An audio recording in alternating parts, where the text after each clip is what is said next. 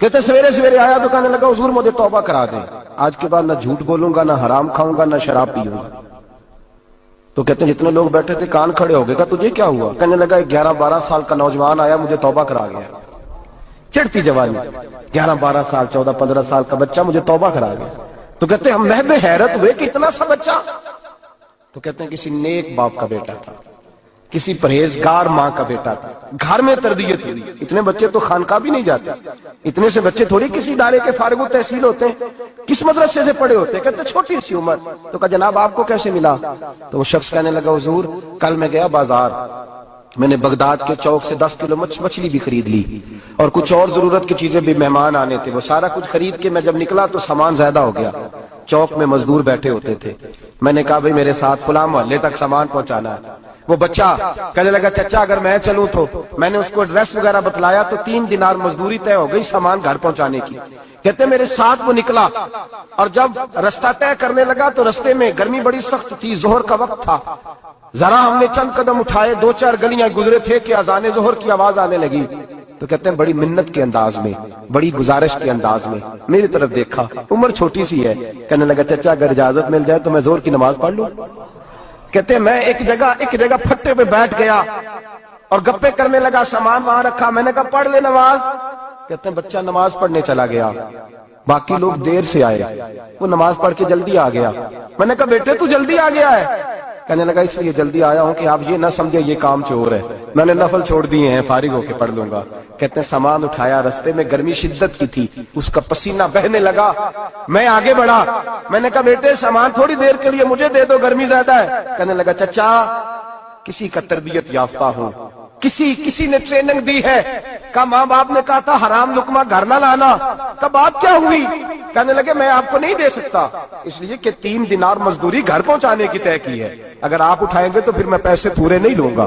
دامان نے توکل کی، یہ خوبی ہے کہ اس پر پیبند لگے ہوتے پر دھبے نہیں ہوتے، میں پھر مزدوری پوری نہیں لوں گا، پیسے کم لوں گا۔ کہتے ہیں میں محو حیرت ہو گیا، اس جوان کی بات نے میرے سارے وجود تھر تھر کما ڈالا کہ اس دور میں اس قسم کے لوگ۔ کہتے ہیں گھر لے گیا اس کو، میں سامان رکھا، میں نے کہا تم یہاں ٹھہرو میں 3 دینار مزدوری لاتا ہوں۔ کہتے ہیں پیسے لینے گیا تو بیوی کو بتایا بڑا نیک ہے، بڑا پرہیزگار جوان ہے، کہنے لگی روٹی پکی ہوئی ہے، اسے کہو دوپہر کا کھانا کھا لے۔ کہتے ہیں میں باہر گیا، 3 دینار تھمائے، میں نے کہا بیٹے ایک بات مانو گے؟ تو کہتے ہیں 3 دینار دے کے کہنے لگا اب تو آپ مالک ہو گئے، میں نے نمک کھا لیا ہے، اب تو ہر بات مانوں گا، اصلہ نال جے نیکی کریے نسلہ تاک نہیں بھول دے، میں اب ہر بات مانوں گا۔ تو میں نے کہا دوپہر کا کھانا کھا لو۔ کہتے ہیں اس کی گردن جھک گئی اور بڑے دھیمے لہجے میں کہنے لگا میں نہیں کھا سکتا، میں نے روزہ رکھا ہوا ہے، روزہ رکھا ہوا ہے، نفلی روزہ رکھا ہوا ہے۔ کہتے ہیں میں اور پریشان ہوا، میں نے فوری طور پہ سوال کیا کہ اب تو کدھر جائے گا؟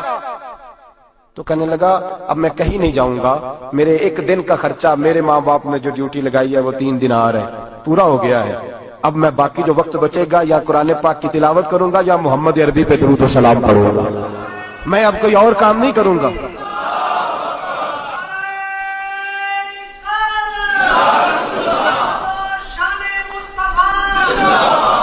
شخص کہنے لگا کہ میں نے کہا افطاری کر لینا، کہنے لگا مجھے مسجد بتا دو، میں جا کے اللہ اللہ کرتا ہوں، مجھے شام کو لے آنا۔ افطاری ہمارے ساتھ اس کی طے ہو گئی، مسجد چلا گیا، مغرب بعد لینے گیا تو کہنے لگا عشاء کے بعد آنا، اب تو میں نے پانی سے افطار کر لیا، کھانا کھانے جاؤں گا تو جماعت رہ جائے گی۔ کہتے ہیں عشاء کے بعد میں لایا، اس کو کھانا کھلایا، رات گہری ہو گئی تو میں نے کہا تو سو نہیں جاتا؟ کہنے لگا کوئی حرج نہیں، کبھی دور مزدوری کرنے نکل جاؤں تو رہ بھی جاتا ہوں، گھر والوں کو پتا ہے۔ کہتے میں نے مسافر خانہ کھولا، یوں سمجھیے ڈرائنگ روم، بیٹھک میں نے کھولی، اس کو سلا دیا، میں اور میری بیوی اپنی معذور بیٹی کو روٹی دینے گئے اور ہم نے جا کے اس کو کھانا کھلایا جو ٹانگوں سے معذور تھی، اور ساتھ کہا کہ بیٹی آج بڑا پرہیزگار جوان ہمارا مہمان ہے، آج چڑھتی جوانی اور تقوی کی روشنی اس کے چہرے سے چمکتی ہے، کیا بات ہے، بڑے ہی اچھے گھرانے کا تربیت یافتہ ہے۔ کہتے ہیں بچی کو کھانا کھلا کے لوٹے، اپنے کمرے میں سو گئے، بیٹی اپنے کمرے میں لیٹ گئی، ترس گئے تھے کہ بیٹی قدموں پہ چلے۔ تہجد کا وقت ہوا تو دروازے پہ دستک ہوئی، بڑی بے چینی کے ساتھ اٹھے میاں بیوی، کون ہے؟ بیٹی کی آواز آئی ابا جی دروازہ جلدی کھولیں۔ کہتے ہیں کلیجے پھٹنے لگے، ذہن بکھرنے لگے، سوچے ہیں کہ وہ 2-1 منٹ ہمارے اوپر پہاڑ بننے لگے، دروازہ کھولا تو وہ بیٹی جس کے لیے ترس گئے تھے کبھی چلے گی، وہ اپنی ٹانگوں پہ کھڑی ہے، कभी दौड़ के उधर जाती, कभी दौड़ के इधर आती। बेटियां परेशानी का फोन कर दे तो फिर भी आंसू निकल आते हैं, और बेटी के घर में खुशी आ जाए तो फिर भी माँ बाप रो के ही शुक्र अदा करते हैं। इनके लिए रोते ही रहते हैं, कहते मैं तड़प गया। बीवी भी रोने लगी, बेटे ये क्या हुआ, हम तो मायूस होने लगे थे माज़अल्लाह कि अब तू ठीक नहीं होगी, क्या हुआ। कहने लगे अब्बा जी अम्मा जी आपने बताया ना नेक जवान आया है, नेक आया है, तो मैं आप चले गए तो मेरे दिल में ख्याल आया, ऐ अल्लाह अगर वो वाकई नेक है तो उसके सदके मुझे शिफाई अता फरमा दे। या अय्युहल्लज़ीना आमनू इत्तक़ुल्लाह वब्तगू इलैहिल वसीला, ऐ अल्लाह सेहत ही दे दे। कहते अभी मेरी दुआ भी पूरी नहीं हुई कि मेरा वजूद हरकत करने लगा, और ये देखो मैं उठ के खड़ा हो गई हूँ। कहते हैं हम लोगों ने ये देखा तो भागे उसके कमरे की जानिब, जब दरवाजे पे हाथ रखा तो दरवाजा खुल गया, आगे गए तो पलंग खाली था, एक रुक्का छोड़ गया है। कहने लगा मुझे पता है मेरी हकीकत खुल गई है, मैंने ये करामत कोई कंपनी की मशहूरी के लिए नहीं दिखाई कि लोग मेरे पीछे भागने लगे, मुरीद होने लगे, तवाफ करने लगे, मैं तो अल्लाह का बंदा हूँ। अगर तुम्हें मुझसे जरा भी प्यार हो गया है तो फिर मेरे पीछे ना भागना, अल्लाह की बारगाह में झुक जाना, फिर गुनाहों से तौबा